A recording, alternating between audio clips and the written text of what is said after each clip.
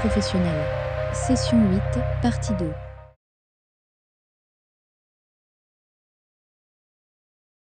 Alors, je cède immédiatement la parole à Annabelle Kinard, psychologue clinicienne et doctorante au sein de l'unité de recherche ARCH de l'Université de Liège, dirigée par le professeur Glowacz.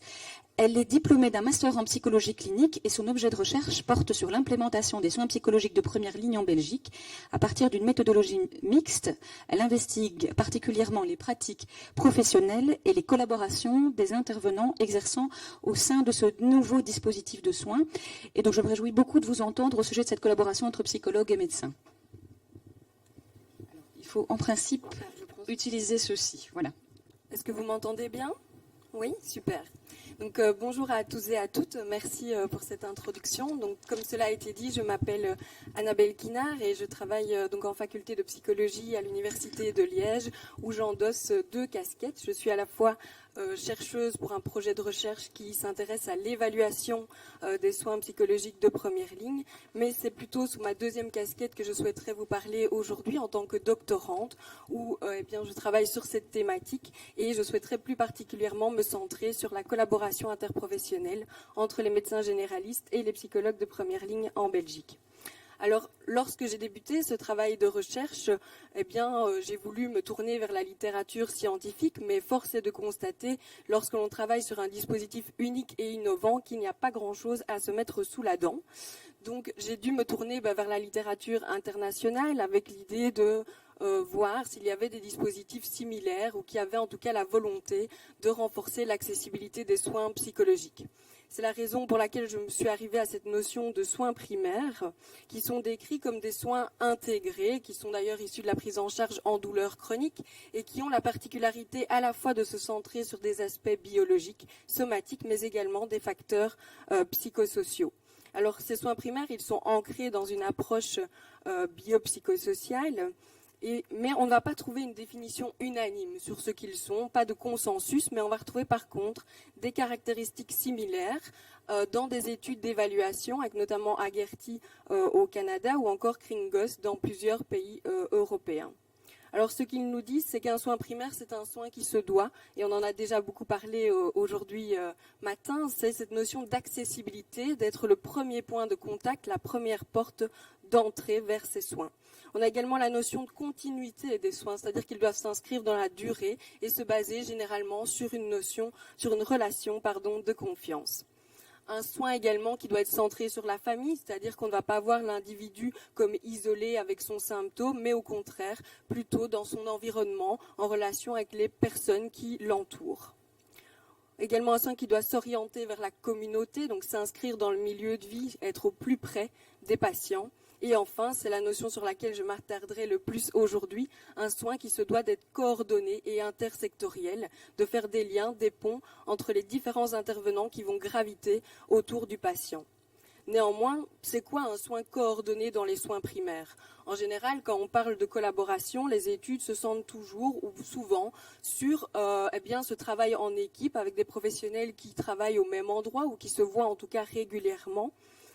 Alors quand on parle de collaboration, alors là c'est le flou total. La littérature, on ne s'y retrouve plus, c'est complètement imprécis et polysémique. On va retrouver la notion de pluridisciplinarité, d'interdisciplinarité, de multidisciplinarité, de coopération, partenariat, bref j'en passe, c'est la folie. Du coup, nous, dans le cadre de notre travail, on s'est dit il va bien falloir qu'on se centre sur quelque chose. Et donc, on s'est appuyé sur la définition de Reeves et ses collègues, qui a été largement utilisée par d'autres auteurs, qui nous dit que la collaboration interprofessionnelle, c'est lorsque des individus de différentes professions vont communiquer et prendre des décisions ensemble pour la prise en charge de leurs patients, basées sur des connaissances et des compétences qu'ils vont partager les uns avec les autres. Alors, comme je vous le disais, quand on parle de collaboration, les outils notamment utilisés se centrent surtout sur le travail en équipe. Et du coup, ils s'intéressent à des facteurs interpersonnels et organisationnels pour agir en levier, pour favoriser ces pratiques collaboratives. Mais dans le cadre des soins primaires, ça ne colle pas toujours à cette réalité. On n'est pas toujours dans un travail en équipe.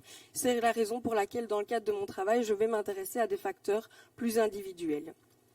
Alors, Comme je vous le disais, les soins primaires, ils s'inscrivent dans cette perspective biopsychosociale, même si c'est bien clair au niveau théorique, sur le terrain, cette intégration, elle est relativement récente.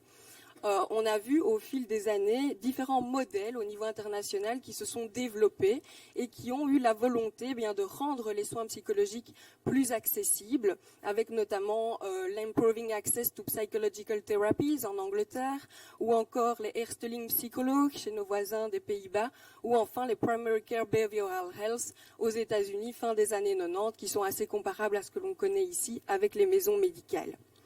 Alors, tout cela s'est fait de façon progressive, mais on a quand même une certaine reconnaissance, notamment avec la définition qui a été donnée par l'Organisation mondiale de la santé concernant les primary mental health care, qui sont décrits comme des soins à la fois curatifs, mais également préventifs en s'inscrivant au plus près des patients et qui se doivent, comme tout soin primaire, d'être accessibles et de correspondre au premier point de contact dans le système de prise en charge. Alors vous me direz, c'est bien beau tout ça, mais où en est-on en Belgique ? En Belgique, tout cela a commencé, je dirais, avec une grande réforme que vous avez peut-être entendu parler, c'est la réforme Psy 107, dans laquelle vient s'inscrire une convention liée aux soins psychologiques de première ligne.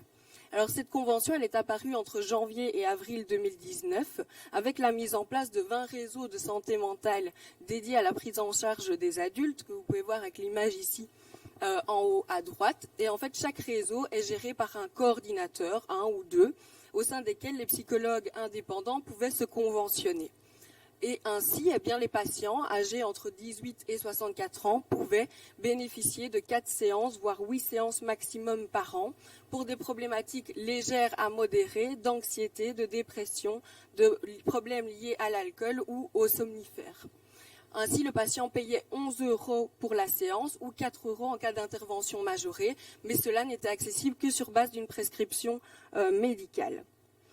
Ensuite, en avril 2020, nous avons tous connu la pandémie liée à la Covid-19 et donc il y a eu une impulsion au niveau politique d'élargir cette mesure à la fois pour des patients de moins de 18 ans avec la mise en place de 11 nouveaux réseaux que vous pouvez voir sur l'image en bas à droite dédiés à la prise en charge des enfants et des adolescents mais également pour les patients de plus de 64 ans. Au vu des différentes mesures de confinement, les vidéoconsultations ont également été permises pour permettre aux professionnels de continuer à exercer. Néanmoins, tout ça a été fortement bousculé début de cette année puisqu'il y a une nouvelle convention qui est apparue en janvier 2022 et qui est actuellement en cours de mise en place. Donc ils ont maintenu les réseaux enfants-ados tels qu'ils le sont et il y a un réseau supplémentaire qui a été mis en place au niveau de la région germanophone. Alors, ce que l'on voit surtout dans cette nouvelle convention, c'est une augmentation de l'offre proposée. C'est-à-dire qu'on va à la fois avoir des séances individuelles, des séances de groupe, mais également de l'outreaching, c'est-à-dire que le professionnel va pouvoir se rendre au domicile ou en tout cas dans le milieu de vie du patient directement. Et une grande modification, c'est qu'ils ont retiré l'obligation de prescription médicale. Donc le patient peut se rendre directement chez le psychologue de première ligne. Je ne vais pas aller davantage dans cette nouvelle convention. Néanmoins, si vous êtes intéressé par les détails, je vous laisse ici le lien du site de l'INAMI, mais vous pourrez également le trouver directement. Alors, comme je vous le disais, j'ai 2 casquettes, à la fois celle de chercheuse, où je participe à ce projet de recherche EPCAP, donc c'est Evaluation of Primary Care Psychology.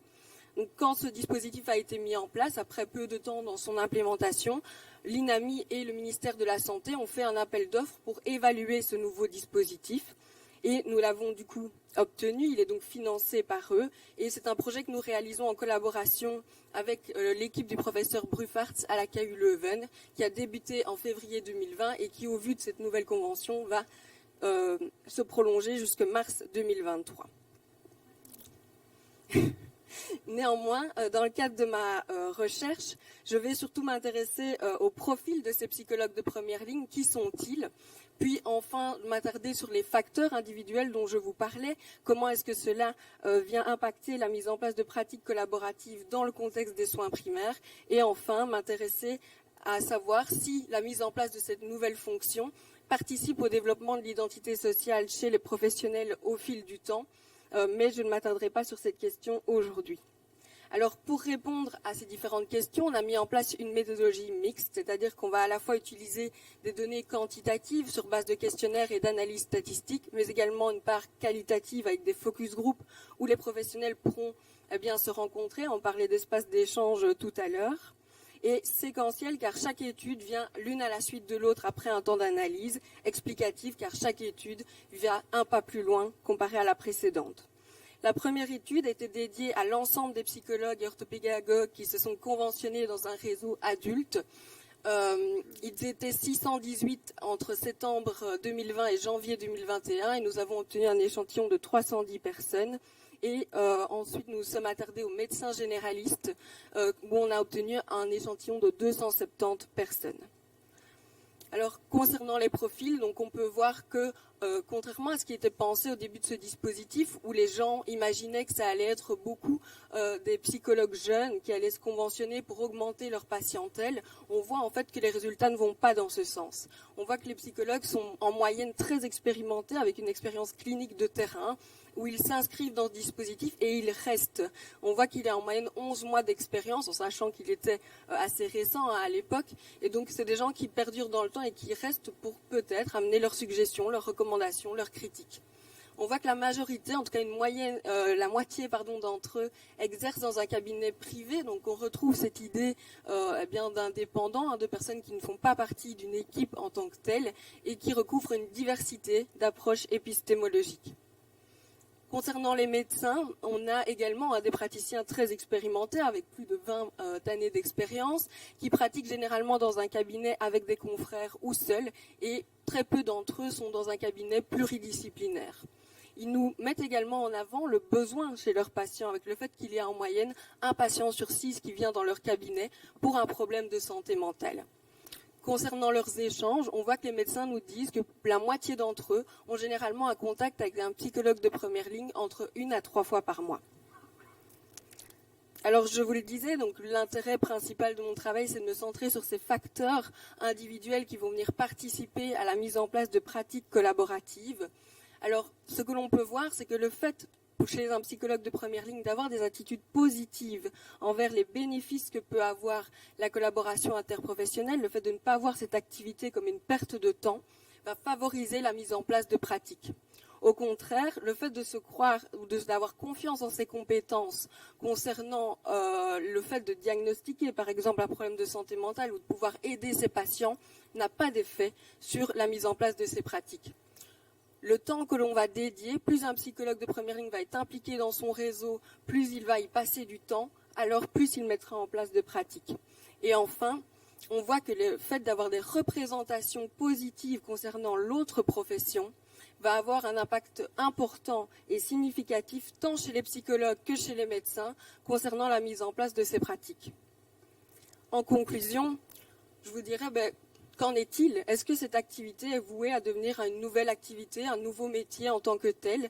Car on voit qu'il y a des caractéristiques propres à cette fonction qui n'est pas forcément la même qu'être psychologue clinicien dans son cabinet habituel.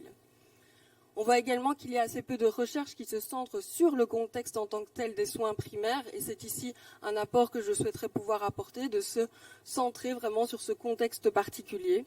Et enfin, pour rejoindre peut-être le propos de ce matin, l'idée que lorsqu'on voit les résultats de notre étude liés aux représentations que l'on peut avoir concernant l'autre profession et l'impact que ça a sur nos pratiques, peut-être est-il nécessaire d'envisager des espaces pour se familiariser les uns avec les autres, avoir une communication plus directe, pouvoir co-construire nos interventions et peut-être mettre en place des formations ou de l'éducation interprofessionnelle telle que cela existe déjà dans d'autres pays.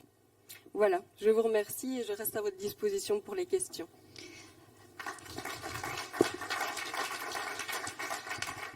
Voilà, merci à vous. Nous avons environ 6 minutes pour débattre. C'est évidemment très frustrant. Je passe la parole à la salle pour la question concernant votre présentation. Oui, j'arrive. Marco. Oui. Marco, attends, parce qu'il faut que les questions soient enregistrées, donc je vais courir un petit peu dans la salle. Je pensais que ma voix n'était pas assez puissante. En tout cas, moi, je vous entends bien. D'accord. Juste savoir comment vous avez sélectionné, je pense aux généralistes en particulier, Parce que dans ce genre d'études, j'ai toujours l'impression que les généralistes ou les autres qui participent sont déjà des gens motivés au départ par le sujet et que donc les chiffres évoqués sont surévalués en fait. Voilà, et en tout cas j'ai ce sentiment. Donc effectivement, c'est une possibilité, c'est-à-dire qu'il n'y avait pas de critères de sélection, si ce n'est le fait d'être médecin généraliste, et c'était des études à visée nationale, donc ils étaient à chaque fois proposés en français ou en néerlandais. Au vu de la difficulté déjà renseignée dans la littérature de pouvoir recruter des médecins généralistes, encore plus dans la période Covid, on a démultiplié les stratégies de recrutement en passant par des journaux spécialisés tels que Domus Medica, Médisphère, via les coordinateurs de GLEM, via l'IELSBox de l'INAMI. Donc on a vraiment déployé au plus large possible pour que ça s'adresse à tout le monde, et les médecins pouvaient y participer, qu'ils connaissent ou non le dispositif de première ligne, puisqu'il y avait une partie du questionnaire qui était dédiée à la prise en charge de la santé mentale de façon plus globale. Mais il est effectivement possible que les personnes plus sensibles à cette thématique aient majoritairement répondu, mais ça malheureusement, je n'ai pas de contrôle là-dessus. La seule chose que je peux dire, c'est qu'en tout cas, on a assuré une représentativité au niveau des 3 régions. Donc par rapport à la population des 22 138 médecins exerçant en mai 2021, on a une proportion équivalente dans chaque région. Voilà. Je ne sais pas s'il y a d'autres réactions. Sinon, moi, j'avais, par rapport à cela, je vous rejoins, et donc en même temps, je pose la question. Oui, j'avais une question, ou peut-être un commentaire complémentaire à ce que vient de dire Marco, puisque vous êtes dans une méthode mixte séquentielle, où effectivement les parties qualitatives et quantitatives se répondent. Peut-être du côté qualitatif qu'il est possible justement d'aller chercher des médecins, je vais dire, dans des lieux où ils se réunissent, sans être sursélectionnés par cet intérêt spécifique pour la collaboration autour de ces aspects. Et donc peut-être, voilà, je ne sais pas si vous avez prévu plutôt des focus group, des entretiens individuels, des focus group. Voilà, c'est un peu la question, où est-ce que vous aviez l'intention de les recruter, ces médecins participants? Alors, on a eu une première stratégie qui était de proposer donc à ceux qui ont répondu au questionnaire de pouvoir laisser leur adresse email s'ils le souhaitaient pour être contactés pour la deuxième phase de la recherche. Et donc on a déjà un nombre important, que ce soit chez les psychologues ou les médecins, de personnes qui étaient intéressées. Après, pour une facilité de recrutement également, mais d'autre part, je pense qu'il sera effectivement nécessaire de pouvoir refaire un appel à communication plus large, en tout cas vis-à-vis des médecins, mais aussi des nouveaux psychologues conventionnés, pour pouvoir élargir quelque part notre panel de participants. Merci en tout cas pour la proposition. Oui, je me permets de poser la question parce que dans le cadre d'un projet d'implémentation des recommandations sur l'insomnie, en lisant un petit peu tout ce qui se passe, et vu que l'insomnie a comme recommandation d'être prise en charge par des psychologues formés aux techniques cognitivo-comportementales, il est apparu qu'une des grandes résistances des médecins généralistes par rapport aux psychologues, c'était le fait qu'une fois que le patient allait chez le psychologue, le médecin généraliste n'avait plus de nouvelles. Et ce manque de communication, je pense qu'en fait, on retombe toujours sur le même truc, c'est le manque de communication. Et je ne vois pas ça dans votre présentation, mais je suis certaine que... Oui. Qu'est-ce que vous en pensez? Qu'est-ce qui ressort de ça? Donc, il faut savoir qu'évidemment, je ne vous ai pas présenté l'ensemble des données, parce que c'est vraiment une très, très grosse recherche, mais on avait également mis en place, en fait, des questions ouvertes, où on leur demandait leurs besoins, les difficultés, les recommandations qu'ils avaient par rapport au dispositif. Donc, c'est des questions ouvertes qui ont été analysées sous une analyse thématique, et on voit effectivement... C'est-à-dire que le taux de satisfaction, que ce soit de la part des psychologues ou des médecins généralistes, était très élevé, mais ils mettaient en balance, je dirais, d'une part le problème de disponibilité, les problèmes de liste d'attente chez les psychologues de la part des médecins, et un problème de communication à la fois pendant le suivi, parce que les médecins étaient demandeurs d'avoir un retour au moins une fois pendant le suivi pour pouvoir peut-être motiver le patient, pour pouvoir avoir un feedback, mais également à l'issue de celui-ci. Il faut savoir que dans la convention des psychologues de première ligne, il y a normalement une obligation de la part du psychologue de rendre un retour au médecin généraliste à la fin. Donc voilà, dans les lignes, c'est écrit, mais dans les faits, ce n'est pas toujours réalisé. Il demande également qu'il y ait en fait un espace sécurisé pour pouvoir communiquer les uns avec les autres en respectant le secret professionnel, tant pour le médecin que pour le psychologue. Et donc, enfin voilà, c'est des résultats qui ont été justement discutés hier au sein du comité de recherche en lien avec l'INAMI et le ministère. Et donc, j'espère que ceci aura pu être entendu. Voilà, merci de vos réponses. On va devoir malheureusement... Allez, une toute dernière question rapide alors. On ne va pas susciter de frustration aujourd'hui. Voilà. Alors moi, c'est pas une question, c'est une réflexion par rapport à cet échange. C'est interpellant de voir que les professionnels attendent des retours d'autres professionnels, alors que pourquoi est-ce qu'on ne passe pas par le patient? Voilà, le patient peut faire un retour à son médecin de son suivi. Il peut ou il ne veut pas, mais voilà, cette frustration des professionnels de ne pas avoir de retour d'autres professionnels, c'est quand même interpellant en tant que citoyen de se dire pourquoi est-ce qu'il ne m'interroge pas moi pour avoir donné un retour. Enfin voilà, c'était une réflexion, c'est justement, on parle le patient au centre, etc. Oui. Et ici, de nouveau, on court-circuite d'une certaine manière le patient. Oui. Je pense qu'effectivement, le patient pourrait rendre un avis ou en tout cas expliquer s'il y retourne, s'il n'y retourne pas. En tout cas, sans briser au final le secret professionnel, puisque si c'est le patient qui le communique, il n'y a aucun problème à ce niveau-là. Après, dans le cadre de la prise en charge en santé mentale, je dirais que parfois, ce n'est pas toujours évident d'avoir une vision objective si on est face à une dépression plus ou moins sévère.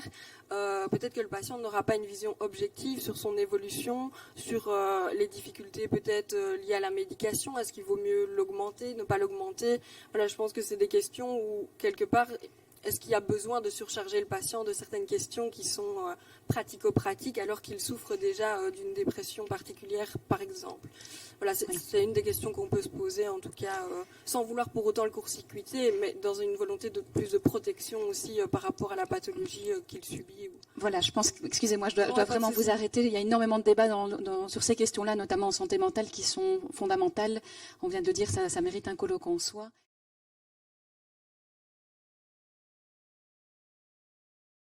Je vais maintenant céder la parole à Dan Lecoq, à qui je vais demander de s'installer.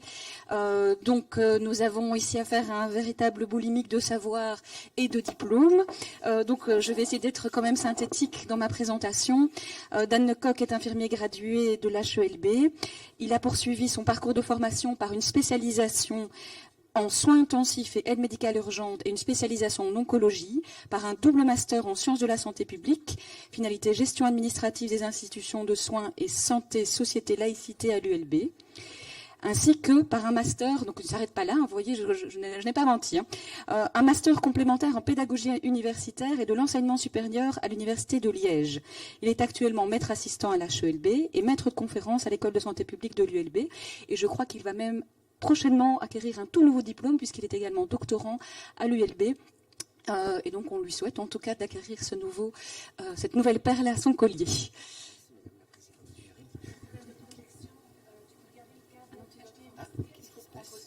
Oui. Le micro.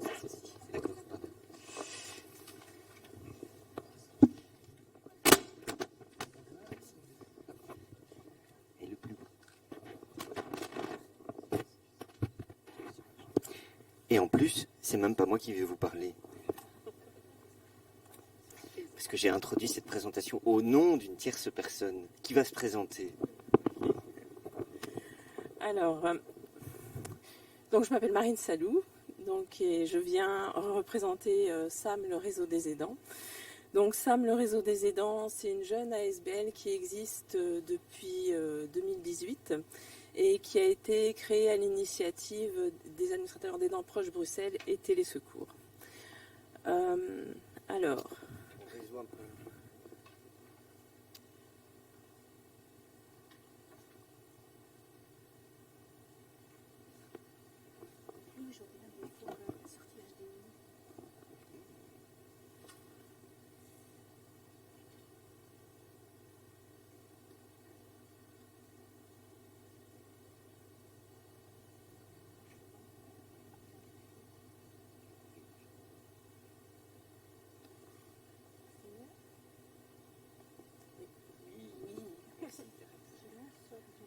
C'est bon. Donc on disait plateforme aidant proche. Voilà. Donc pourquoi la création de cette ASBL? Pour porter un projet qui s'appelle le SAM, le réseau des aidants. C'est un outil de prévention en vue de lutter contre l'épuisement lié aux recherches d'informations autour de la perte d'autonomie. Et pourquoi, en fait, je suis avec Dan Lecoq. Aujourd'hui, en fait, ce projet est accompagné depuis son démarrage, donc depuis 2016, est accompagné par l'équipe de Dan Lecoq dans le cadre de la méthodologie patient aidant partenaire. Et donc voilà, c'est une collaboration en fait qui se poursuit depuis maintenant 7 ans. 7 ans, voilà. Donc, ensuite, la dia suivante, voilà. Alors, plutôt qu'un long discours, de façon à gagner en temps, parce que j'ai vu que le timing était serré, je vais vous passer une vidéo qui explique en 1 minute 30 ce qu'est la plateforme. En espérant que le son marche. Bonjour, bienvenue à tous sur le réseau des SAM. SAM, c'est mon petit nom, et c'est peut-être aussi le vôtre. Les SAM, ce sont ces héros du quotidien. Papa, maman, enfants, voisins, qui vous aident quand la vie dérape. Tous solidaires à la maison. Au total, plus d'une personne sur 10 en Belgique. Comme tous les SAM, vous êtes patients, souvent assis durant des heures devant la porte d'un médecin, d'un kiné ou d'un spécialiste. Vous êtes aussi combattants, habitués du parcours mutuel, administration, services sociaux et des obstacles qui se posent sur votre passage. Enfin, vous êtes endurants. Même si vos journées sont très remplies, toujours entre deux vies. Vous vous reconnaissez? Vous êtes bien un SAM. Peut-être même un SAM hyper motivé, très investi. Mais même les super-héros ont parfois besoin d'un coup de pouce. Ce site s'adresse à vous. Conçu comme un moteur de recherche, vous y trouverez un annuaire médico-social qui reprend les coordonnées des professionnels utiles pour soutenir une personne fragilisée. Et aussi une base d'informations utiles, rassemblée pour vous aider à répondre à toutes vos interrogations. Mais aussi un groupe de discussion, parce qu'échanger son expérience, ça fait du bien. Et enfin, une permanence téléphonique. Vous connaissez des SAM? Parlez-leur de nous.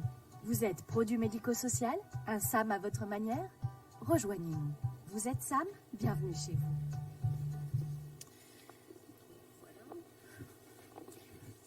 Donc vous l'aurez compris, en fait, donc le message de la tortue est résumé là juste en dessous de la vidéo. Donc aidant d'une personne en perte d'autonomie, grande ou petite, professionnel ou bénévole, aidant proche, vous soutenez en fait une personne dans cette situation, vous pouvez dire que vous êtes SAM. Pourquoi ce message en fait?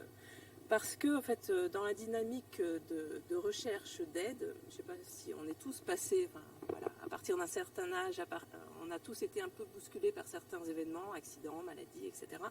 Le premier réflexe, c'est faire jouer son réseau d'entraide, faire jouer le bouche à oreille. Et donc, on le résume dans le libellé en pied de page. SAM, le réseau des aidants, mieux que le bouche à oreille, créateur de liens pour un monde plus solidaire. Le problème d'un réseau d'entraide, c'est que les gens concernés par l'accident, ce qui se passe, donc la personne au premier chef et l'aidant, par exemple le compagnon ou le papa, la maman, en fait, ils vont se tourner en fait, vers leurs proches pour essayer d'obtenir. Ils vont se tourner vers les gens en qui ils ont confiance. Et ils vont se tourner donc vers un réseau qui va être leur premier entourage. Sauf qu'on est très inégal face à ça. Il y a des gens en fait, qui sont très bien entourés. Il y a des gens en fait, qui vont avoir en fait, un entourage en fait, très, très au fait, en fait des questions, des différentes questions en fait, qui peuvent émerger. Et d'autres en fait, qui sont assez en fait, démunis par rapport à tout ça. Donc la plateforme, c'est pour ça qu'on a créé cette identité. L'idée, c'est de faire en sorte que les gens, monsieur tout le monde, sachent qu'il y a un endroit, qu'il y a un moment quand la vie bascule, quand on est un peu bousculé, il y a un endroit où on peut trouver en fait, des informations. Un endroit qui n'est pas un moteur de recherche, qui fonctionne comme un moteur de recherche, enfin tout du moins la V2 qu'on va mettre en ligne là pour notre anniversaire. Au niveau technique, ça sera plus comme un moteur de recherche. Mais toujours est-il le fait que l'idée, c'est sur cette plateforme, vous avez des questions et on renvoie. On ne recrée pas en fait des choses qui existent, mais on renvoie vers l'existant, etc. Donc, la dia 2.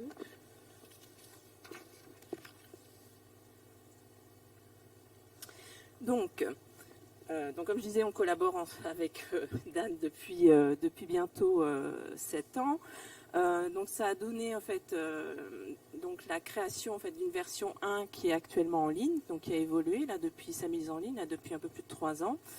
Le premier enjeu, ça a été donc comme l'idée était de surtout ne pas recréer des choses en fait qui existaient déjà. Donc on s'est attaché avec les aidants proches partenaires, les patients partenaires, mais également en fait des professionnels du secteur en fait qui sont dans notre comité des experts.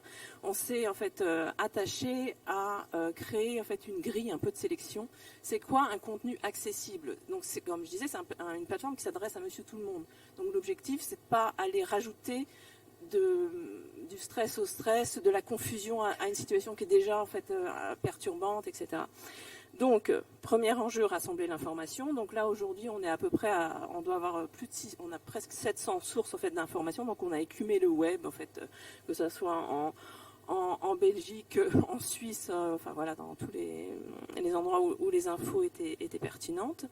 Ensuite, le deuxième enjeu, donc au tout début, donc en 2016, quand naît le projet, donc quand on le démarre au sein d'Aidants Proches Bruxelles, on se dit en fait bon c'est bien en fait, mais ce projet, cette plateforme, il faut vraiment faut que j'aille vite. Ouais. Faut qu'on rencontre nos utilisateurs. Donc aujourd'hui, la rencontre avec nos utilisateurs, l'identité SAM, elle marche, puisque ça fonctionne. Au bout de 3 ans, on est à plus de 500 000 en fait, visiteurs. On a réussi à toucher plus d'1 million de personnes sur nos réseaux. Donc on peut dire que ça marche. Ça marche. Et donc du coup, on a touché des gens qui sont concernés, qui seront concernés. Et l'idée de prévention, c'est ça. C'est essayer de faire en sorte, à travers une identité souriante, toucher les gens.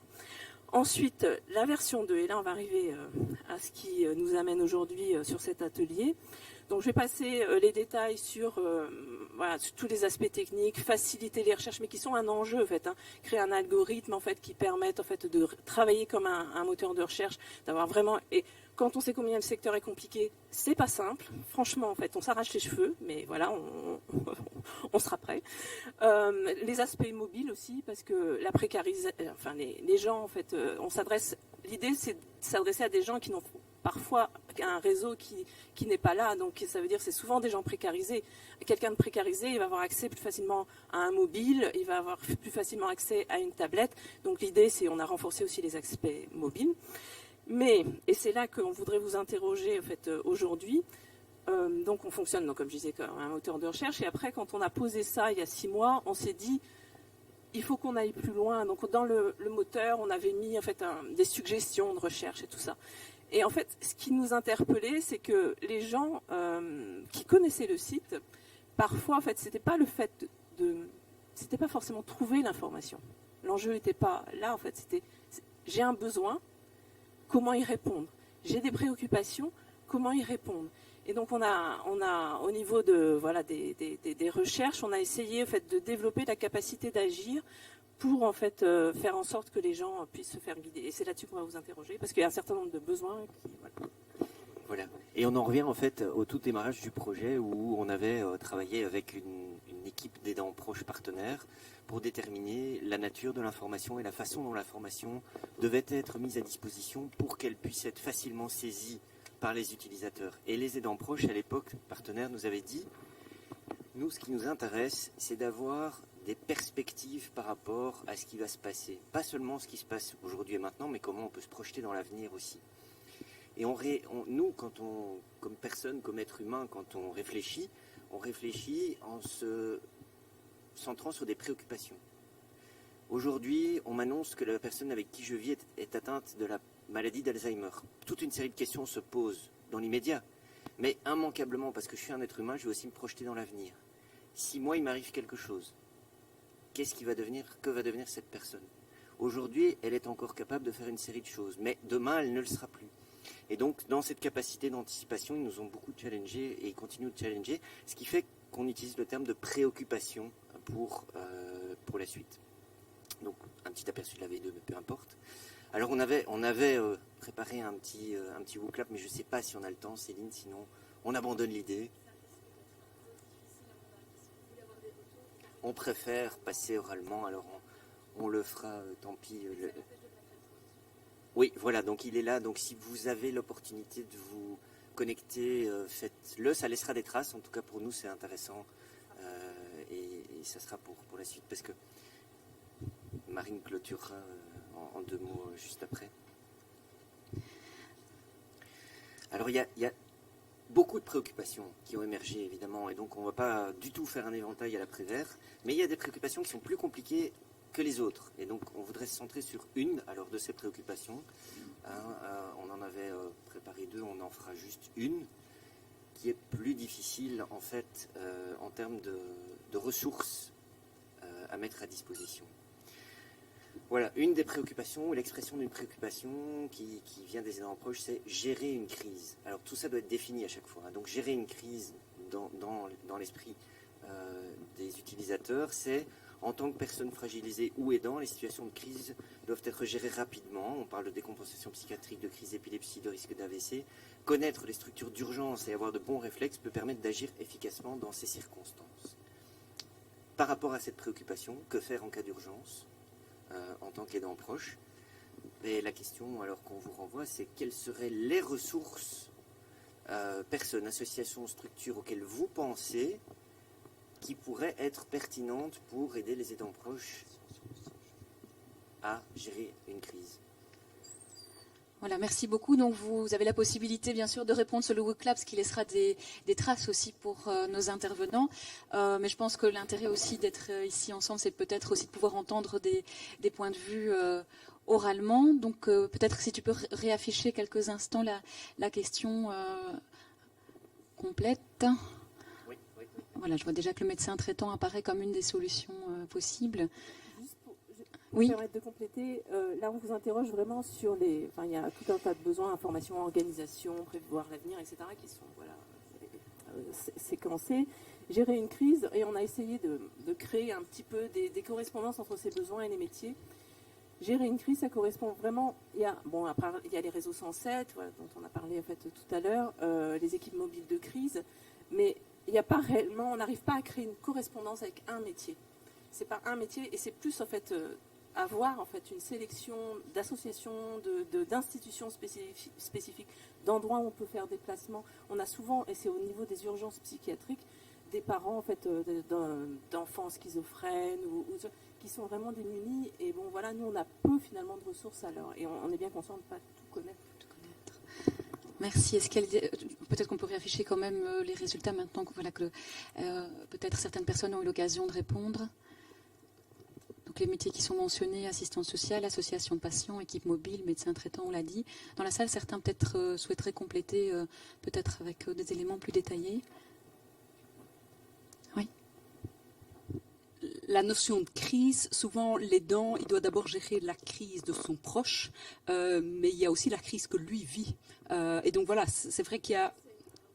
Voilà, donc ici tu parles bien du besoin de... C'était même pas en fait dans les premiers inputs de 2016. C'est au fur et à mesure, on s'est rendu compte, parce que bon, il y a un besoin, par exemple, faire face, il y a, qui correspond plus à ce que tu dis. Il y a s'adapter, adapter son mode de vie. Enfin voilà, il y a tout un tas de choses. Mais les gens en fait qui sont vraiment en grande demande, ce sont des gens à qui il faut répondre à court terme. Et sinon, il y a le temps de faire un cheminement, etc. Et nous, parfois, on se sent un peu démunis face à des urgences psy, surtout, en fait. Et vers qui renvoyer? Alors, évidemment, on renvoie toujours vers le médecin traitant, on renvoie, en fait, en fonction des situations, il y a des équipes spécialisées, mais on se dit, en fait, qu'il y a sûrement depuis que je suis sur ce projet, je me rends compte à quel point on n'aura jamais fini. Et je me dis, c'est intéressant d'avoir là un panel, en fait, de professionnels de la première ligne pour vous interroger, pour voir si vous avez comme ça c'est peut-être pas forcément maintenant, mais si vous avez des ressources à nous communiquer, voilà, ne pas hésiter, on est vraiment en demande. D'autres suggestions? Oui. Je pensais au case manager, qui est une fonction qui n'est pas franchement encore vraiment en route, mais qui débute quand même à Bruxelles. En Wallonie aussi, mais je pense que c'est... Enfin, je ne connais pas bien le réseau en Wallonie, donc voilà. Mais c'est vrai que ça fait partie de leur rôle de gérer ces crises-là, les crises patients, les crises aidants proches, voilà. L'idée est véritablement, et c'est peut-être là que réside la difficulté aussi, parfois dans le dialogue avec les professionnels de la santé, à identifier des solutions concrètes en fait, et qui peuvent véritablement offrir une solution à un besoin rapide pour cette gestion de crise aussi. Donc c'est vrai, en théorie, le médecin traitant peut aider. En théorie, un case manager pourrait peut-être aider. En théorie. Mais en pratique. Et c'est vraiment l'esprit aussi de la plateforme qui cherche à identifier les ressources qui peuvent être à court terme pour cette situation-là, être mises à disposition. En termes d'aide concrète, il y a quand même les maisons de répit qui sont quand même d'une grande aide pour les aidants proches. Pas nombreuses, mais... Mais là, vous voyez, encore, on rentre en fait plutôt dans s'accorder du temps, prendre une pause. Là, c'est vraiment, la crise, ça arrive le vendredi. Il y a l'aidant qui vous appelle et qui dit, voilà, il y a un problème. Ou qui va appeler son médecin traitant, parce que l'idée, c'est qu'on s'adresse, comme on l'a dit, aux professionnels. C'est en fait, voilà, il y a un cas très concret, il faut trouver une solution pour le week-end. Et c'est où on peut envoyer, vers quelle structure on peut diriger, vers quel en fait organisme. Alors bon, pour les besoins d'écoute, voilà, on va renvoyer vers téléservice, on va renvoyer vers, quand il y a des problématiques vraiment liées, on sent la personne est un peu suicidaire, on renvoie, enfin voilà. Mais la crise du proche, en fait, vers qui on renvoie, et ça c'est vraiment, et ça on a vraiment des parents qui sont vraiment pas bien en fait. Voilà, une toute dernière intervention. Je demande également aux personnes qui doivent présenter ensuite peut-être de se préparer, comme ça on limite le temps intermédiaire. Non, juste, je pense par rapport à une décompensation où vraiment ça arriverait le week-end où il n'y a pas de possibilité de contacter. Je pense que la solution la plus rapide et simple, c'est les services d'urgence psychiatrique dans les hôpitaux, avec des équipes qui font effectivement les week-ends, les soirées, et qui peuvent après réorienter vers des équipes mobiles alors à domicile. Mais enfin voilà, en tout cas dans ces situations de crise, c'est ce vers quoi j'irais personnellement. Merci. Voilà, merci beaucoup. Donc, vous avez encore la possibilité, bien sûr, si d'autres idées vous venaient de participer au clap. Voilà, tu peux compléter. Je clôture vraiment. Oui. Pendant que les suivants viennent, je ne sais pas qui vient. Allez-y. Oui. L'idée, hein, vous l'aurez compris, c'était juste de vous donner envie peut-être de collaborer aussi à la plateforme sur toutes ces questions-là, parce que c'est un travail, comme le dit Marine, qui est tout le temps inachevé. Et c'est pourquoi vous trouverez aussi les coordonnées de Marine pour rentrer en contact et continuer, si vous le souhaitez, à contribuer à travailler à toutes ces questions avec l'association. Merci.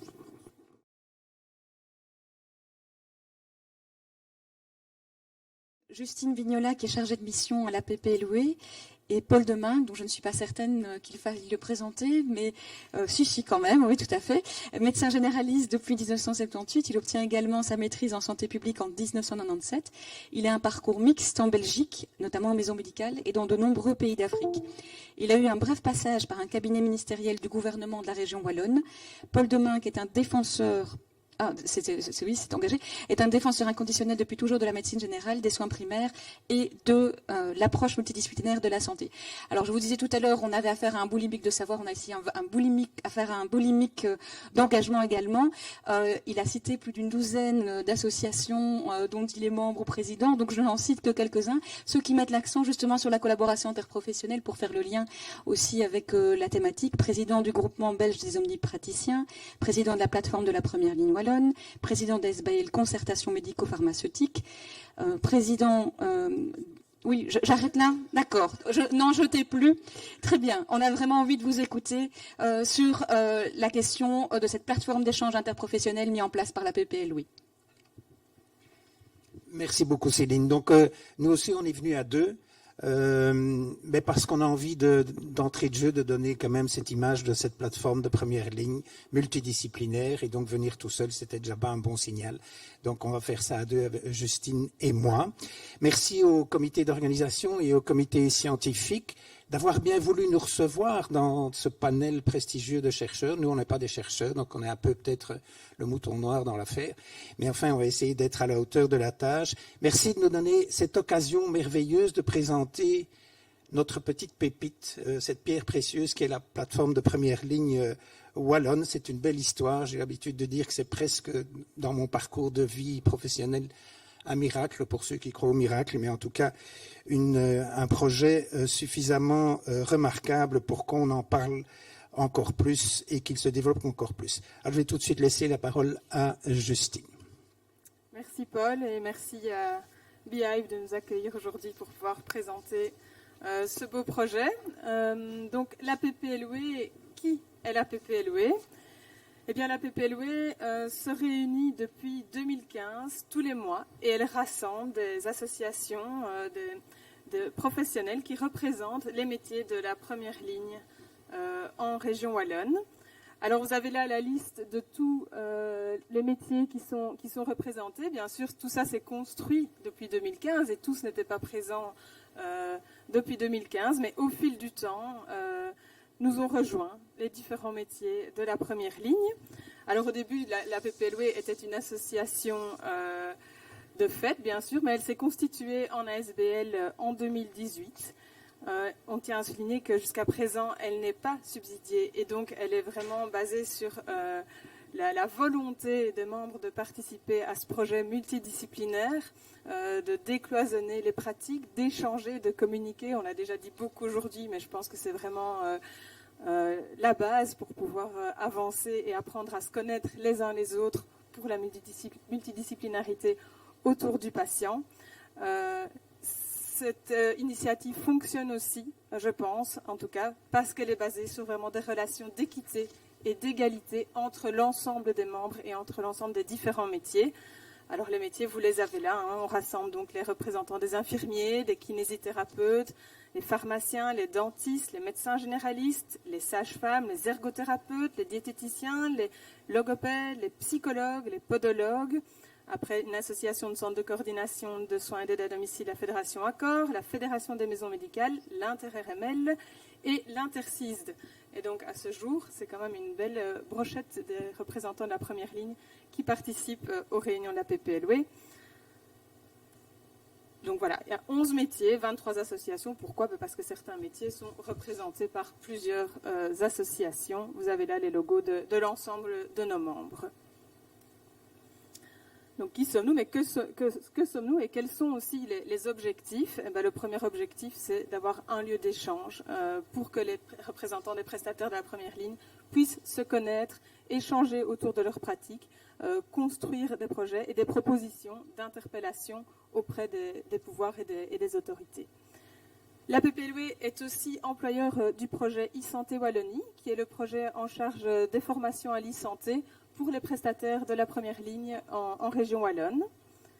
Et les principaux objectifs de notre plateforme, c'est de partager une vision commune de l'organisation d'une première ligne efficiente en Wallonie sur base d'un large consensus, de partager nos pratiques, de débattre dans le cadre de l'approche multidisciplinaire, de partager toute information utile à la première ligne. Et là, nous avons aussi le soutien de Beehive, qui est invité permanent au sein de la PPLOE pour nous aider à mettre en place les actions pour atteindre ces objectifs. Un autre invité permanent que je n'ai pas cité auparavant, qui est Olivier Mariage, qui travaille sur tout l'aspect territorialisation pour l'organisation d'une première ligne efficiente. On en a parlé tout à l'heure, les territoires, c'est important. Et la PPLOE n'a pas attendu les assises de la première ligne pour réfléchir à cette organisation territoriale. Elle a déjà lancé la réflexion via des groupes de travail. Bien sûr, la PPLOE a pour vocation aussi d'éclairer les décideurs politiques, justement, pour relever les défis actuels et futurs en matière de santé en région wallonne. On est là aussi pour fédérer ces acteurs, parce que autour du patient et la multidisciplinarité, comme on l'a dit tout à l'heure, si on fait tout ça aussi, c'est pour améliorer la prise en charge des patients, leur permettre d'avoir accès plus facilement à ce dont ils ont besoin, en décloisonnant les pratiques et en intensifiant la communication et en permettant aux prestataires de se connaître les uns les autres. Ok, et donc si tu peux passer la diapositive. Oui, voilà, donc Bénédicte Gombaud nous disait ce matin que la première ligne bouillonne. Eh bien, nous, à la PPLOE, c'est une marmite où ça bouillonne aussi. c'est le moins qu'on puisse dire, même si vous allez regarder sur notre site internet, pardon, on s'en excuse, il n'y a pas grand-chose. Je sais, tout ça doit s'améliorer, même si on n'a pas une bibliographie impressionnante comme la plupart des gens qui sont intervenus durant ce colloque et qui vont encore intervenir. Mais enfin, on a quand même quelques productions qui ne sont pas négligeables, enfin qui sont à nos yeux en tout cas très importantes.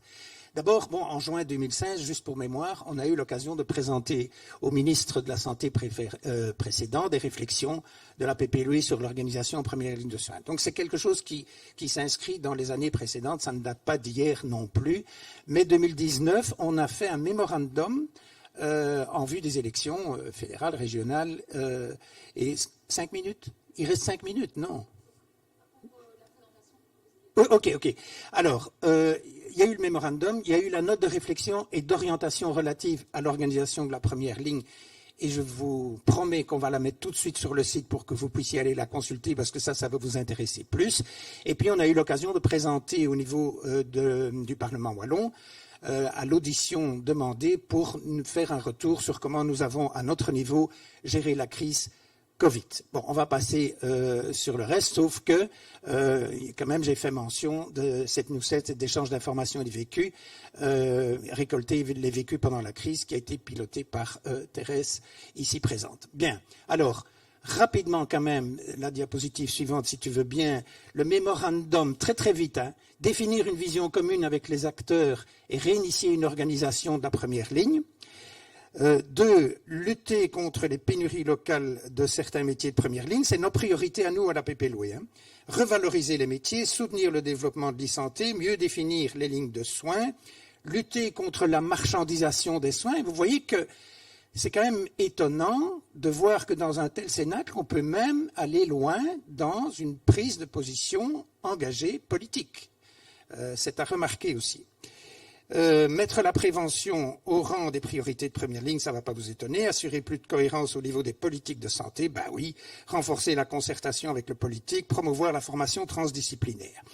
Et un petit mot quand même sur ce document qui a mis presque 9 mois à voir le jour, même un peu plus. On ne va pas rentrer dans les détails pourquoi, mais ça n'a pas été un accouchement facile.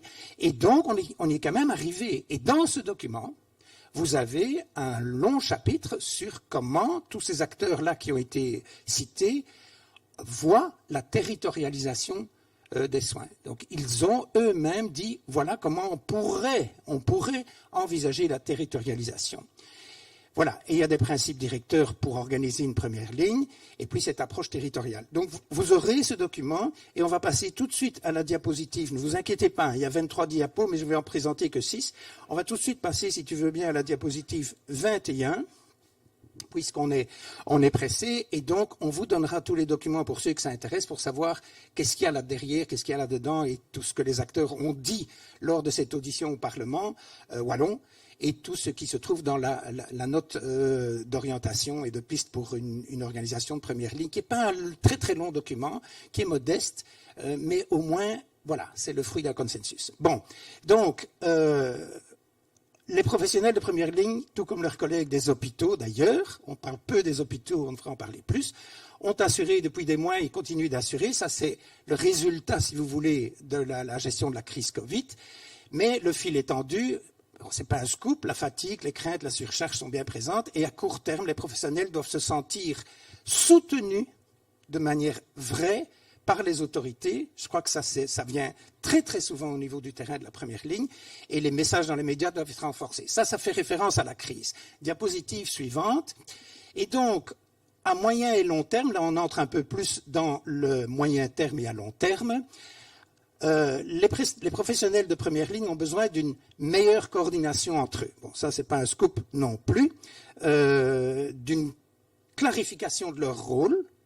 Là, il va y avoir probablement, lors des assises aussi, des débats par rapport à clarifier qui fait quoi, comment. Et d'être écouté, entendu et soutenu. Et j'ai mis 3 petits points, vraiment soutenu. Pas que dans les discours. Dommage que Mme Bouton est dans l'autre salle, mais je lui dirai à la pause.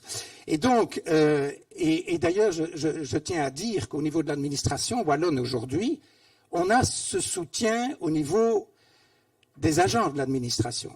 Maintenant, ce qu'on voudrait, c'est que le politique passe à l'acte et qu'on soit soutenu vraiment, parce qu'on a déjà des soutiens au niveau de l'administration.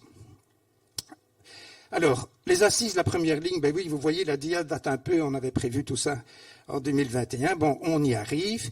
Et alors, dernier petit bullet, la PPLOE est partenaire de la région wallonne.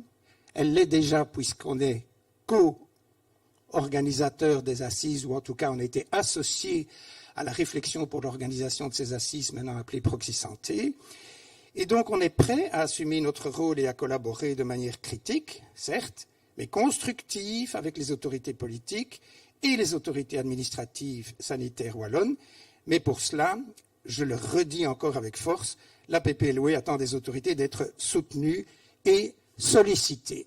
Alors, je crois qu'on arrive à la dernière... Oui, ben voilà, le talent fait gagner des matchs, mais le travail d'équipe et l'intelligence collective permettent de gagner les championnats. On pourrait ajouter, tout seul on avance vite, et ensemble on avance plus loin, n'est-ce pas Justine? Merci beaucoup.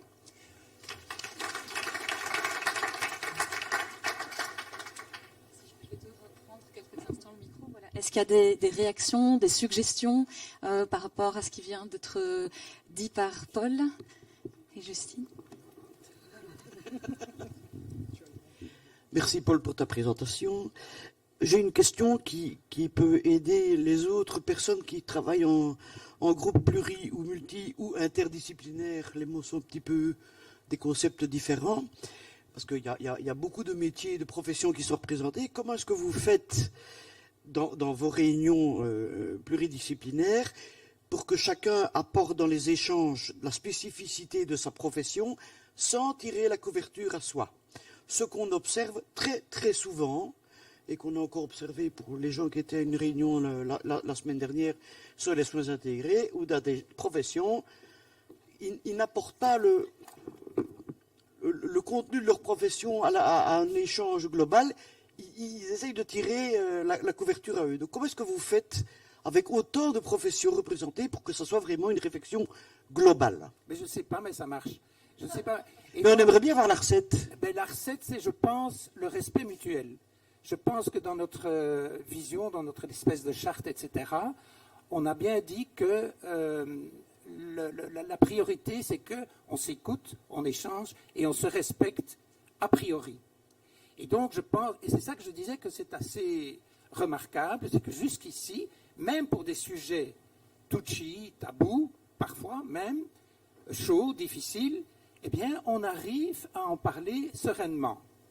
Alors, c'est vrai qu'on est une organisation jeune et que demain, quand on devra discuter de est-ce que le pharmacien peut vacciner et que, bon, il y aura des discussions, est-ce que le kiné doit pouvoir prescrire ses séances lui-même ou pas sans passer par le médecin?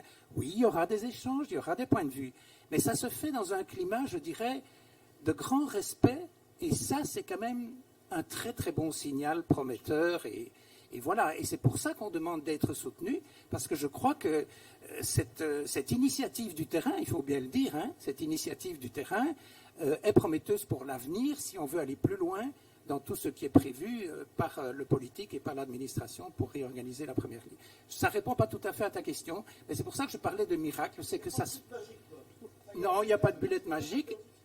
Il faut se mettre d'accord au départ, on se respecte, on s'écoute, et voilà. Et puis, ça dépend aussi peut-être un peu de la dynamique d'animation, etc.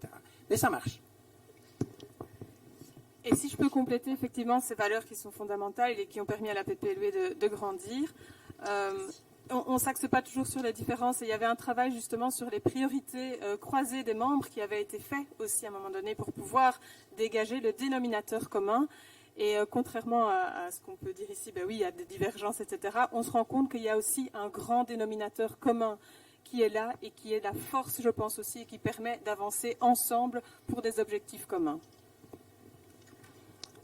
Voilà, c'est moi qui ai le micro. En fait, Isabelle Polis pour le RML et l'inter-RML justement pour représenter tous les RML à la PPLW. Pour répondre à la question de Madame Dubourg, en fait, on a des sujets globaux sur lesquels chacun peut exprimer son avis. Et je pense qu'une recette, c'est que chacun met un petit peu d'eau dans son vin et que même si on n'arrive pas à une solution concrète, enfin à un consensus, ce n'est pas grave. Chacun a pu s'exprimer. Ça, c'est déjà quelque chose qui est fondamental dans un groupe qui est aussi grand. Et alors, moi, j'ai beaucoup de plaisir à aller à ces réunions parce que c'était un lieu, un cénacle qui n'existait pas avant, qui manquait. Il y avait aucun lieu où on pouvait retrouver l'ensemble des prestataires de soins de première ligne et leurs structures, parce que ce ne sont pas juste les prestataires de soins, ce sont les structures multidisciplinaires, les CIST, etc.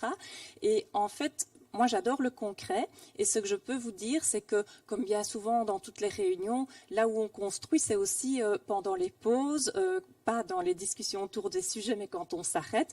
Et moi, j'ai un projet ici avec les diététiciens que je n'aurais jamais pu mettre en place si je n'avais pas rencontré la personne qui était responsable de l'association des diététiciens. Et donc, en ça, pour la PPLW, je veux dire un grand merci parce que c'est très utile sur le concret que je préfère, en fait. Secrets de fabrication qui nous sont révélés ici, monsieur. Oui, un grand merci pour cette présentation. Donc, Christophe Buret, directeur de la direction de soins de santé mentale à la VIC.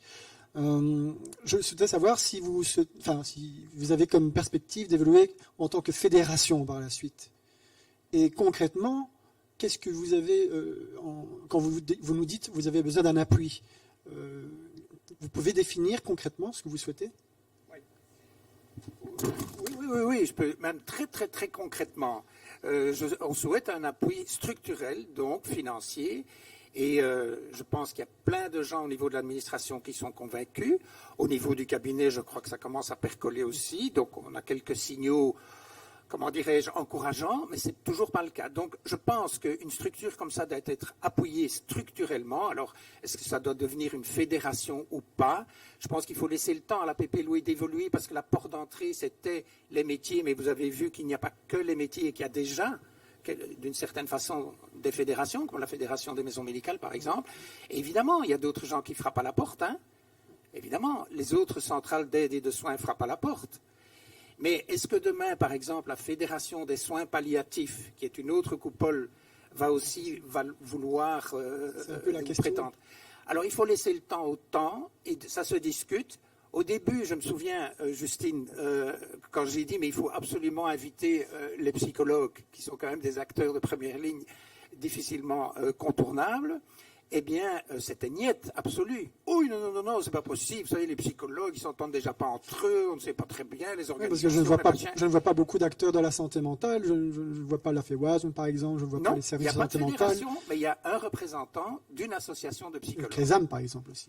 Oui, il y a beaucoup de gens qui manquent, sûrement, et puis il y a toute la question fondamentale de où est l'aide là-dedans. Tout à fait.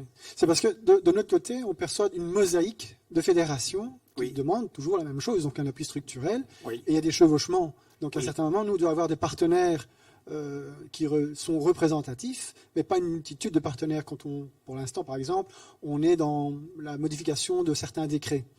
Services de santé mentale, sans expertise, les IHP, etc.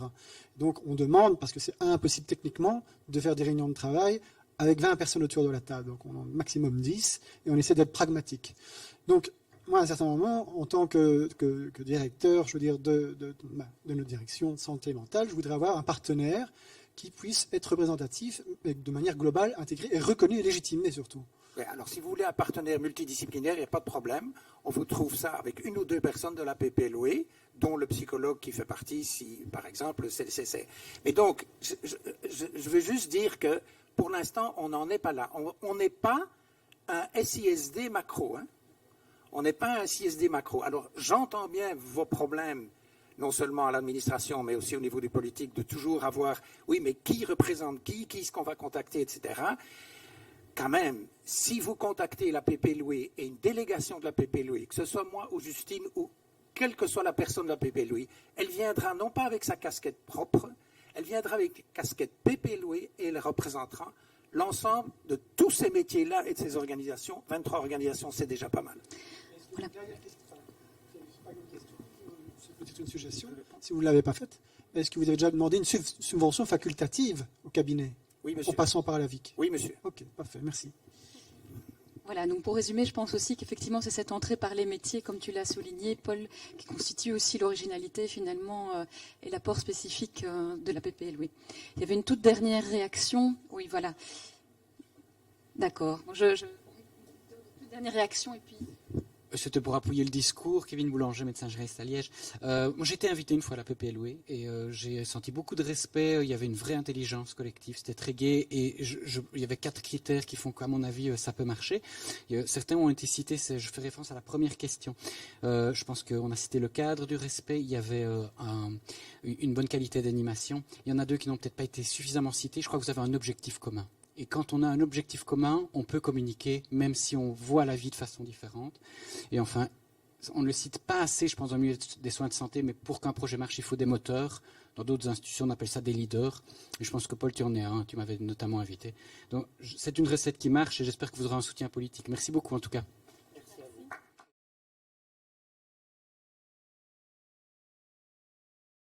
Kevin Boulanger est docteur médecin clinicien depuis 10 ans.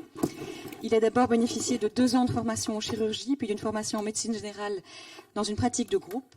Passionné de pédagogie, il collabore à la transmission de savoir via l'Université de Liège, notamment en tant que maître de stage régional.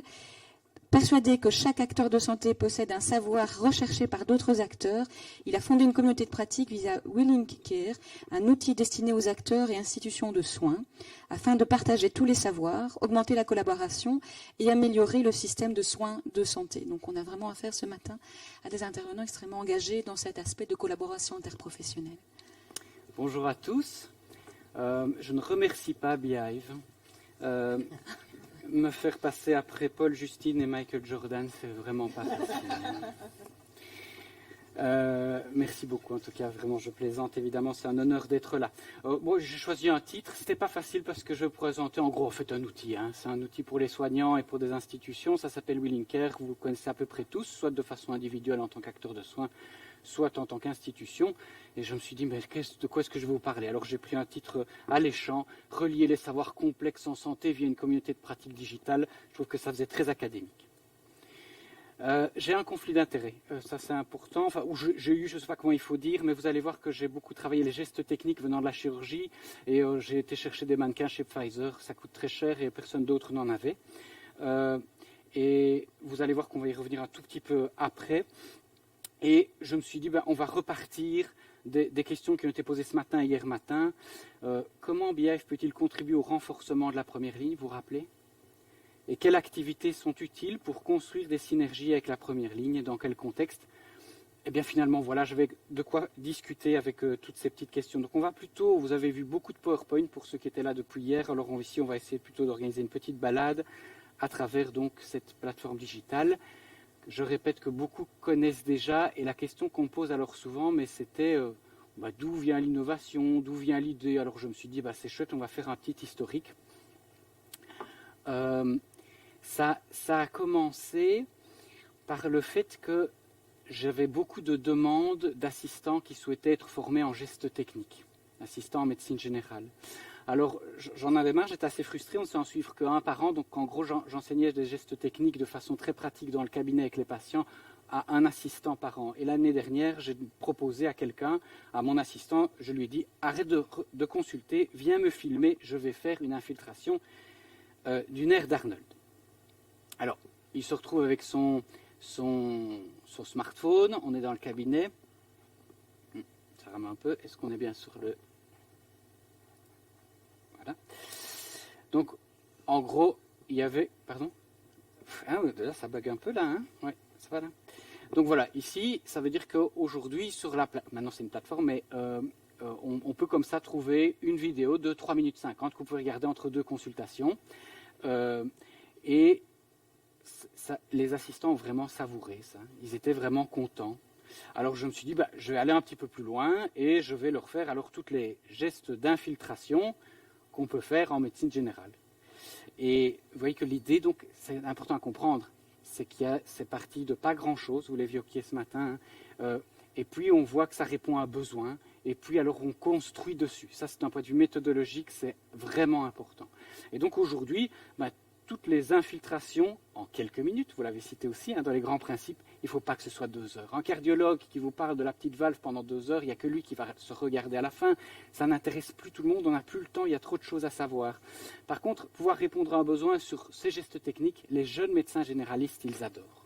Okay, et puis, on construit, et puis on se dit, mais moi, mon savoir, il est minuscule. Regardez un petit peu tous les savoirs qu'il y a eu ici depuis 2 jours. Alors je me suis dit, comment organiser ça pour que d'autres personnes que moi puissent partager leur savoir? Alors, il y a un truc qui est arrivé, c'est que pour les soignants, les plaies, c'est quelque chose de vraiment compliqué. Je ne sais pas s'il y a des infirmiers parmi vous. Levez un peu la main, les infirmiers. Voilà, vous avez un rôle majeur au niveau... ne soyez pas gênés, vous pouvez vraiment lever la main. Les plaies, c'est quelque chose, ça porte bien son nom, c'est quelque chose de compliqué pour un médecin généraliste que je suis et pour ceux que je suis d'ailleurs. Et donc, je me suis dit, si on invitait des infirmiers à parler des plaies, parce que eux font parfois vous faites parfois des spécialités. Et on a eu de la chance, il y a eu comme ça 37 petites capsules vidéo, à chaque fois sur une plaie. Et donc, un infirmier de Liège, un infirmier de Huy et aussi le professeur de chirurgie plastique de Paris qui y a participé à la construction de ce savoir. Et donc aujourd'hui, on se retrouve vraiment avec un savoir qui devient progressivement multidisciplinaire. Je ne vous cache pas que ça marche et ça fonctionne bien, ce partage d'expériences. Alors on continue et on se dit comment on peut faire intervenir le milieu psychosocial qui a un rôle majeur évidemment dans la prise en charge. On en a également largement parlé. Vous voyez ici qu'on ne parle pas encore de pathologie ou en tout cas de prise en charge complexe, mais ici on va y arriver. Alors si je tape maintenant maltraitance, par exemple, qui est là vraiment un sujet de prise en charge complexe, multidisciplinaire, décidément. Je suis désolé, je pense qu'il y a un petit souci avec le câble. Il faudra faire une vidéo sur comment gérer la technique, ça va aider tout le monde, je pense. Je suis désolé, c'est chez moi, mais ça ne passe pas au niveau du câble. Abracadabra. Oui, ça n'a pas beaucoup d'importance. Pour les dyslexiques comme moi, par exemple, j'ai voulu faire un site à mon image, donc voilà, une possibilité de recherche rapide, c'est pas trop grave. Et on voit que la maltraitance, le secteur psychosocial est arrivé, avec plusieurs possibilités. Si on prend par exemple, ça fait partie de l'histoire que moi j'ai vécue, j'ai assisté à de la maltraitance d'un aîné en maison de repos, j'étais très très démuni, mais peut-être vous l'avez déjà vécu. Et je me demandais un peu ce qu'on pouvait faire. Et je me demandais surtout, qui peut s'occuper de ça en Belgique? Et vous avez bien compris le nom, pour ceux qui parlent un tout petit peu anglais. Oui, Link Care, c'est comment finalement relier les soins. En fait, ce site aujourd'hui n'est plus une production de savoir. Il existe déjà en fait le savoir quelque part. Le plus dur, c'est de le relier entre celui qui le sait et celui qui le recherche. Et ça, c'est vraiment c'est pas beaucoup plus compliqué, c'est très compliqué. Alors, regardez bien ici les clics. J'ai assisté à une maltraitance de personnes âgées. Je n'ai pas eu ça dans mon cursus, et c'est normal. Dire, oui, mais il faudrait mettre ça. Chaque fois qu'on est passionné pour un sujet, moi qui suis dans le secteur un petit peu académique, c'est, oui, mais il faudrait l'enseigner. Oui, mais à un moment, on ne peut pas faire non plus des études qui durent 15 ans. Et donc, il faut les sélectionner. Par contre, la formation continue et l'accès au savoir devient, on a eu BN PracticeNet ce matin, essentiel de pouvoir ensuite continuer à partager cette info. Alors ici, on a fait maltraitance, on l'a cliqué en une fois, et on peut avoir comme ça, c'est une vidéo, on aurait pu avoir un document, tout ce que vous voulez, et j'ai 2 minutes qui peut me reclarifier des idées. Ce partage-là, il est complémentaire à des études scientifiques. C'est-à-dire qu'ici, celui qui dépose le savoir n'est pas forcément quelqu'un qui a fait une recherche de thèse de doctorat. Il peut le mettre, mais ici, c'est une institution qui ne fait que ça, supportée par des assistants sociaux et des psychologues. Et vous voyez que sur la colonne de droite, l'important, c'est de pouvoir relier au réseau qui le propose. Alors, on va cliquer dessus. Et bingo, vous êtes parti d'un problème de maltraitance, vous avez un petit peu de contenu dessus, vous vous dites j'ai envie d'aller plus loin, vous pouvez alors rencontrer l'institution qui s'en occupe. Vous voyez ici à gauche, ça s'appelle Respect Senior. Avant ça, moi, il m'a fallu 3 semaines pour trouver que ça existait. Et je vous assure que j'ai interrogé 10 médecins généralistes pour le savoir. Alors à gauche, ils vous décrivent leur mission. Mais surtout, à droite, ils vous partagent tout leur savoir, que ce soit sous forme de formation. Là, vous voulez aller plus loin, vous pouvez aller à leur formation. Vous pouvez retrouver des documents, vous pouvez retrouver d'autres types de vidéos. Et parce qu'on nous l'a le plus demandé, ils peuvent aussi maintenant, les institutions peuvent déposer aussi des offres d'emploi. On sort un peu du cadre, mais on crée toujours le lien parce que c'est une demande du terrain. Combien ? C'est un peu trop.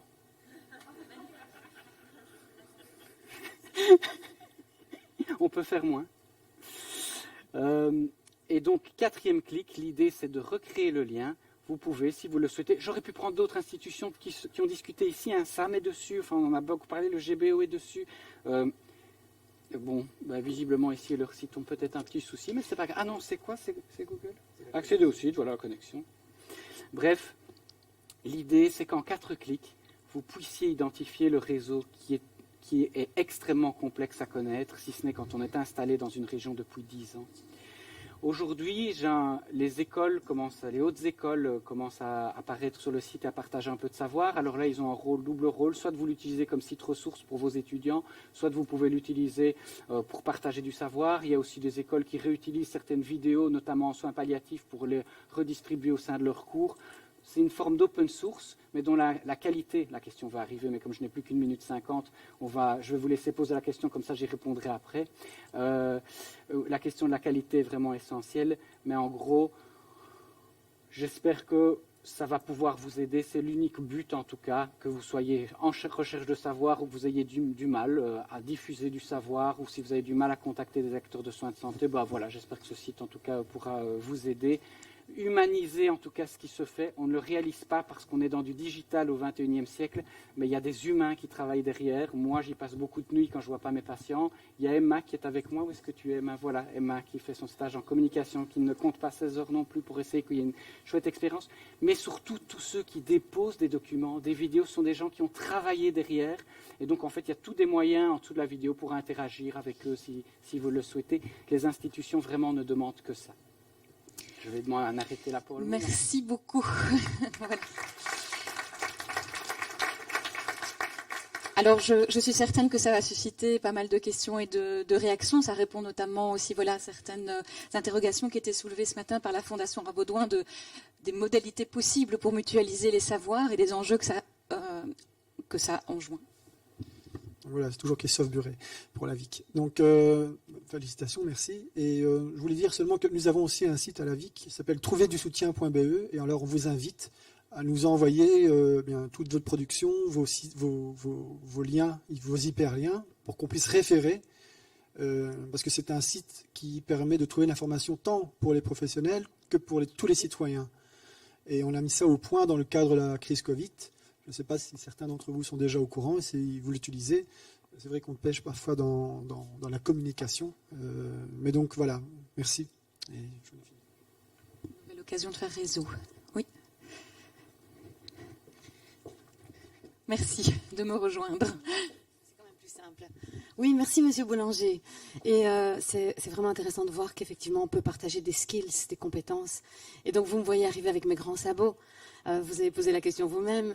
C'est vrai que c'est précieux, c'est fabuleux, mais qu'en est-il de l'évaluation de la qualité de toutes ces skills? Qui s'en charge? Comment? Quelle est votre méthodologie, etc. Donc, c'est la question qui me venait effectivement pendant votre présentation. Merci.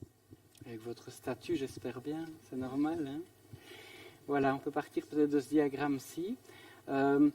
En fait, on peut avoir des preuves scientifiques si on part du diagramme de Stacy que vous voyez ici. En effet, quand tout le monde est d'accord et quand on est certain sur des études scientifiques, on est dans des savoirs simples. Hein. Mon titre, c'était d'évoquer les savoirs complexes. Et en fait, on se fait croire qu'on se base tout le temps sur les recommandations. Ce n'est pas vrai. Moi, je passe la moitié de ma journée à frapper dans le cabinet d'à côté pour savoir comment il fait ça, comment il a fait ça, comment il connaît le réseau de machin. Et quand vous êtes en réunion pluridisciplinaire dans une salle, vous ne balancez pas à l'autre systématiquement toutes vos revues de la littérature, vous posez des questions sur vos problèmes. Est-ce que ça veut dire qu'il ne faut pas l'utiliser? Pas du tout.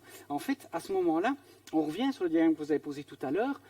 Ce site, il est complémentaire à ce que vous faites. Ce n'est pas mieux, moins bien, c'est juste différent. vous partez surtout des preuves et j'espère qu'on arrivera à collaborer ensemble parce que c'est essentiel. Le fait que les preuves sont un fondement de notre métier, ça, et particulièrement en médecine, et ça arrive de plus en plus chez les autres acteurs de soins à l'heure actuelle, c'est indispensable. Mais effacer notre expérience de terrain parce qu'il y a de la preuve, c'est une erreur. En fait, et Sackett le dit très bien, et vous l'avez réévoqué ce matin, en fait, notre décision, elle se penche sur les trois. Alors, quand on dépose un savoir sur WillingCare, on est comme dans une salle de réunion. On n'est pas dans une revue de littérature où quelqu'un dit c'est bon et c'est pas bon. C'est une philosophie collaborative de qualité, d'information qui est juste différente. Alors je peux, si vous le souhaitez, voilà, je l'avais prévu ici. Alors quels sont, pour répondre maintenant à votre question, si on change de mindset et qu'on se dit qu'est-ce qui se passe quand je suis dans une salle de réunion et qu'on fait de l'intelligence collective à 15, la première chose qu'on fait, c'est on filtre qui rentre. Ici, n'importe qui n'est pas ici, ne se trouve pas sur ces bancs. En fait, on ne s'en rend peut-être pas compte, mais il y a une sélection qui est faite sur base de nos études, de notre profil. Et donc, on fait la même chose sur WillingCare. On sélectionne qui est présent. Et puis après, on ne dépose pas un savoir à l'aveugle comme on le ferait n'importe où. On est relié à son savoir. Et donc, quand l'hôpital de la Citadelle de Liège, par exemple, qui dépose 50 capsules, ou la Vic en dépose également, eh bien, moi, j'ai confiance. C'est peut-être une erreur, mais il y a un moment où moi, je n'ai pas le temps de faire ce que vous faites, mais je suis très content que vous le fassiez aussi. Et donc, voilà. L'autre chose, c'est qu'après, on collabore. On peut se poser des questions. On va aller voir quelles sont ses sources. Il est obligatoire de mettre ses sources sur WillingCare, par exemple. Pas quand on présente son institution, mais quand on dit des études prouvent que, oui, mais il faut les citer derrière. Et puis après, il y a toute une démarche où on peut interagir de façon collaborative. Est-ce que j'ai répondu à votre question ? Moi, j'ai également envie de vous poser une question en lien direct avec ce que vous venez de dire. Quelles sont les ressources sur lesquelles vous vous basez pour effectuer ce travail ? Je veux dire, on a souligné auparavant la difficulté aussi de mener ce type de travail de lien entre différents éléments sur un temps long. Est-ce que vous avez des ressources structurelles ? Comment est-ce que vous envisagez pouvoir soutenir cet effort dans le futur ? D'un point de vue monétaire, vous voulez dire ? Oui, et des personnes aussi qui s'impliquent dans la plateforme. Oui, c'est une longue question, mais elle est indispensable. Je ne sais pas le temps qui me reste, mais en gros, aujourd'hui, c'est mon salaire. Et donc, je vois mes patients à journée. J'ai un salaire grâce à la maison médicale. Et puis après, je finance quelques personnes grâce à ça. Je suis devenu aussi maître de stage dans d'autres écoles, notamment en communication, dans des écoles de vidéastes. Et donc, ça me permet aussi qu'on travaille ensemble et qu'on progresse ensemble autour de ça. C'est un projet qui s'internationalise et en fait, les rapports à l'argent ne sont pas toujours les mêmes dans d'autres pays. Si vous allez par exemple vous pouvez avoir, si vous voulez, une vision sur le réseau de soins, puisque c'est quelque chose qui est extrêmement recherché et difficilement trouvable.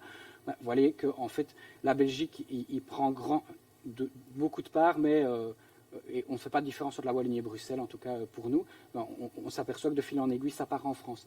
Et donc, par exemple, je pense que des offres d'emploi pourraient permettre d'alimenter un jour, d'un point de vue financier, la plateforme. Ce n'est pas le cas aujourd'hui.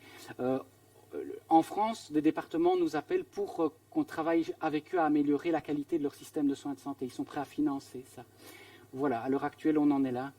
C'est toujours en recherche, pour être tout à fait clair.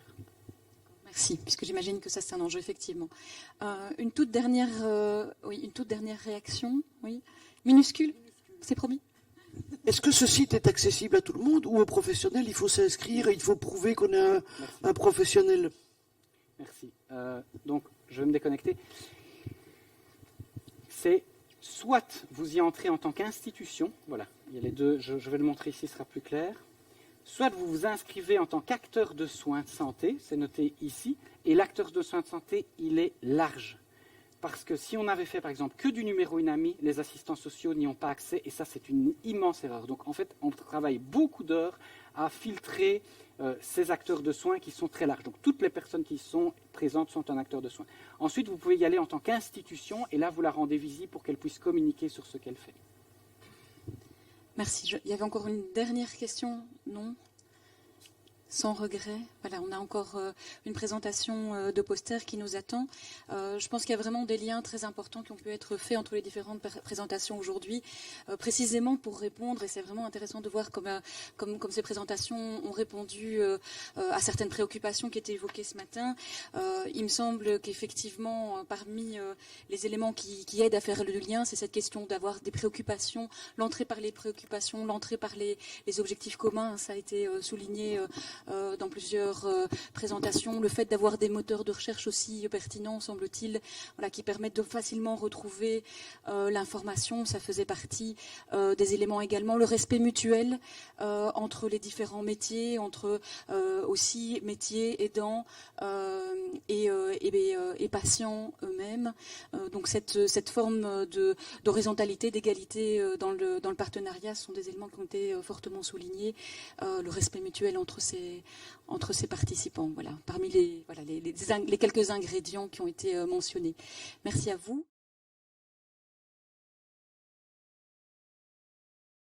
Madame Nolf pour une présentation qui est un petit peu différente évidemment des présentations qu'on a eues jusqu'à présent sur le streptocoque bêta-hémolytique de groupe B et le rôle de la sage-femme dans la prévention.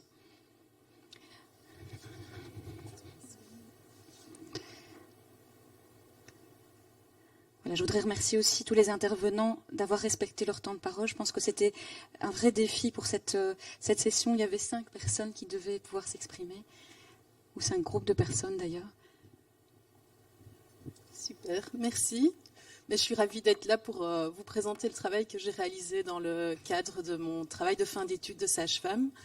Et je voulais remercier les profs qui m'avaient recontacté pour présenter mon travail ici au colloque.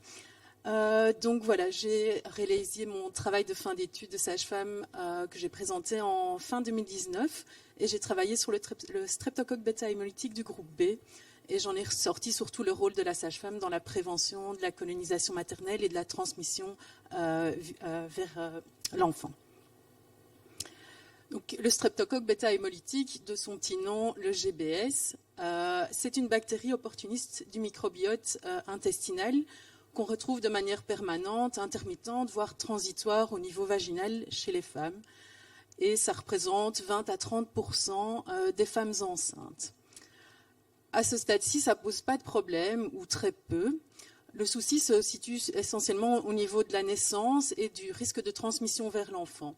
Il faut savoir que ce GBS peut être responsable d'infections néonatales de style pneumonie, méningite et amener très rapidement au décès du nouveau-né. Ça représente plus ou moins, en fonction de la littérature, plus ou moins 2 pour 1000 naissances vivantes en Belgique. Et de ce fait-là, il y a eu des recommandations qui sont de faire un frottis à toutes les femmes enceintes plus ou moins 1 mois avant le terme et de donner, si ce frottis est positif au GBS, de donner une antibioprophylaxie pendant le travail. Ce qui peut avoir des conséquences assez néfastes sur le futur pour le duo mère-enfant. Et donc, comme j'ai très peu de temps, je ne vais pas vous présenter tout le travail que j'ai réalisé, mais je voulais surtout mettre en avant le rôle de la sage-femme, qui est de préserver la physiologie de la grossesse, de l'accouchement et du postnatal.